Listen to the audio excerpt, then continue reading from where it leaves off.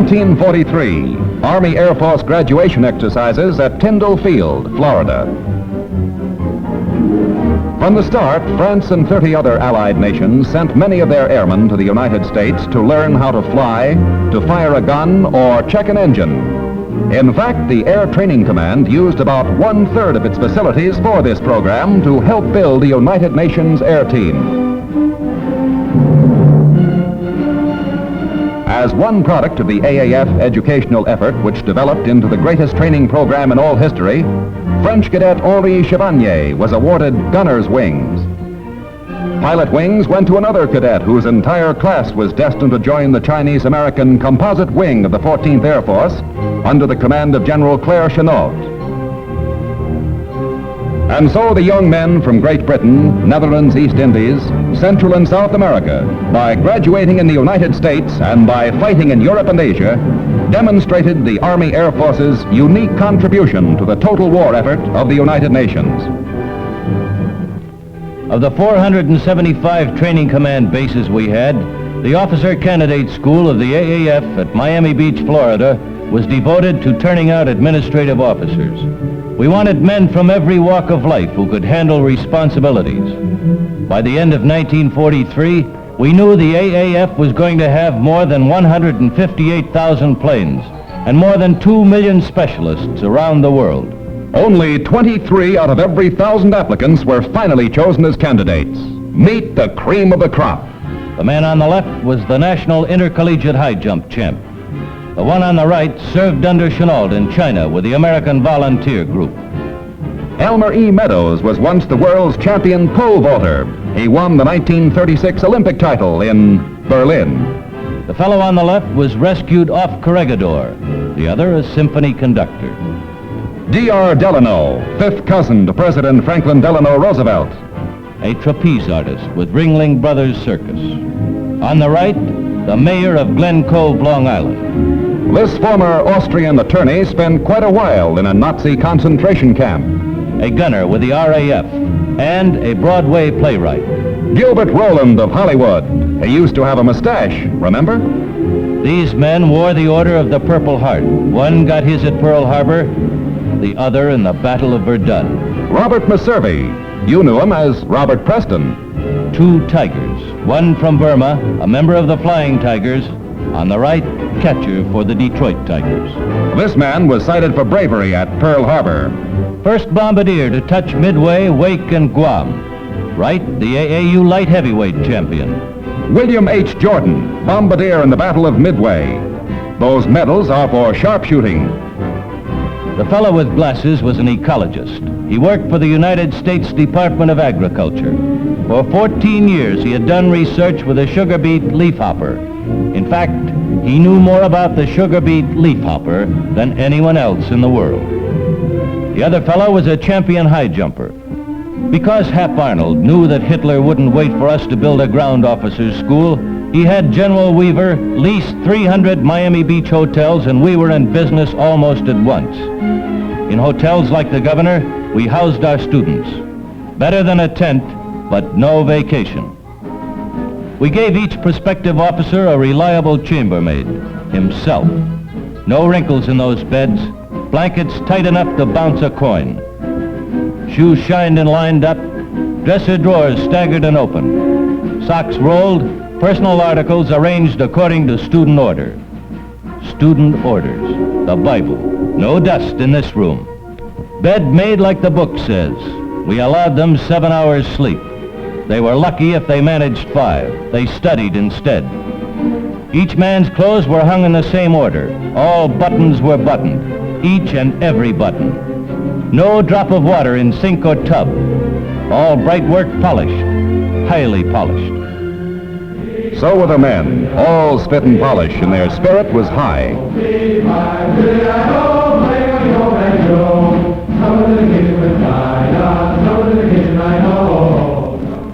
During the 12 weeks, they crammed in enough schoolwork to equal a year at college.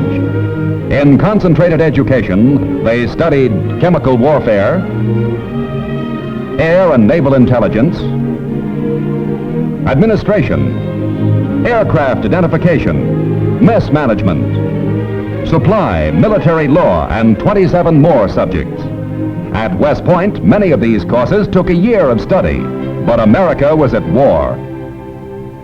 1, 2, 3, 4. 1, 2, 3, 4. Away, back! After improving their minds, we improved their bodies.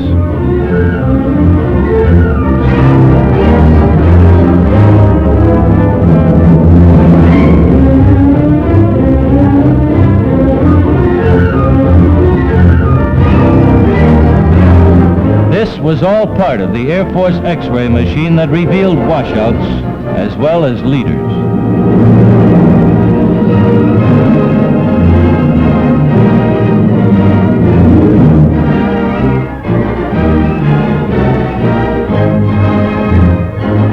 Finally, it was graduation.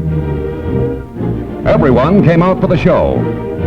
The guest speaker was the old man himself, General Hap Arnold. He flew down from Washington just to address the class. That was quite an honor.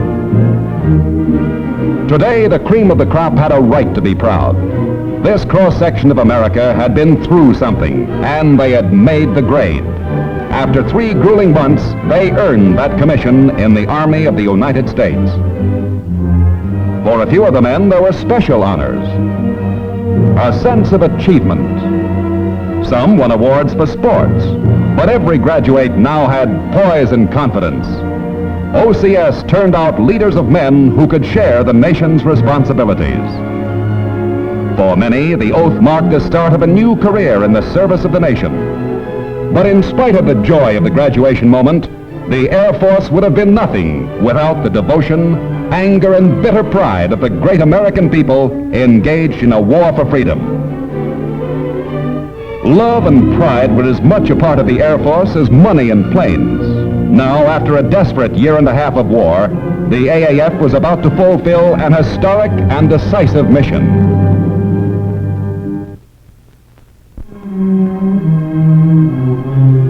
In another part of the world, on the Mediterranean, plans for Operation Corkscrew moved ahead as the British 1st Division convoys prepared to embark from ports in Africa for Pantelleria.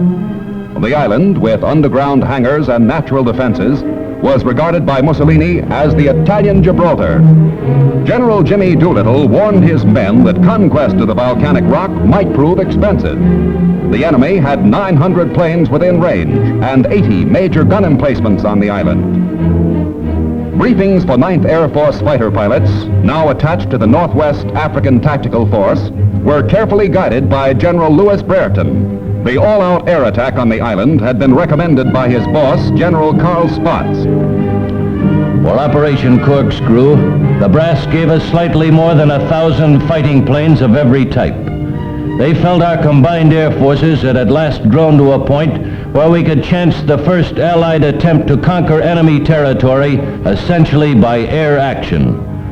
According to plan, for 18 continuous days during the first phase of the campaign, we had battered the fascist fortress with heavy raids. Photo Recon reported that our work was effective. Mussolini's Gibraltar was now set up for the knockout punch. In a couple of weeks, our boys in the Northwest African Air Forces were changing the concepts of war. From African bases, where American air power had achieved co-equal status with land power, Phase 2 of Operation Corkscrew got underway on 6 June. As our heavies joined the show, the plan called for an around-the-clock assault to continue with growing intensity for 5 more days. The Allied command was about to unleash the full force of its air power. In all, 1,100 planes were participating in today's climactic assault. They were prepared to drop 1,571 tons of bombs. That meant better than 23 tons of destruction per acre. High on the target list were Pantelleria's shore batteries.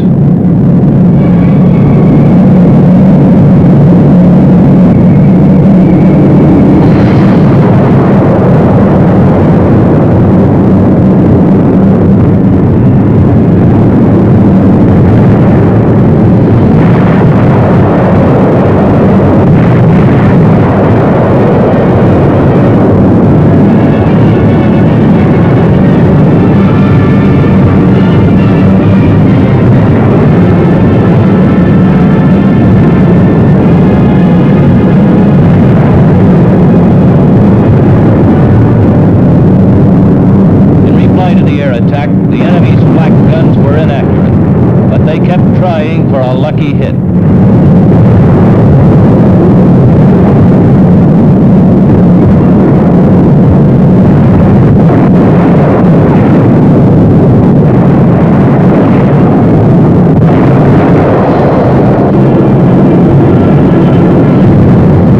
In 6 days and nights, we had dropped almost 5,000 tons of high explosives, achieving a concentration on military objectives greater than any we had ever attempted. Twice the island was offered a chance to surrender. When Pantelleria showed no sign of quitting, B-17s were ordered to resume the bombing.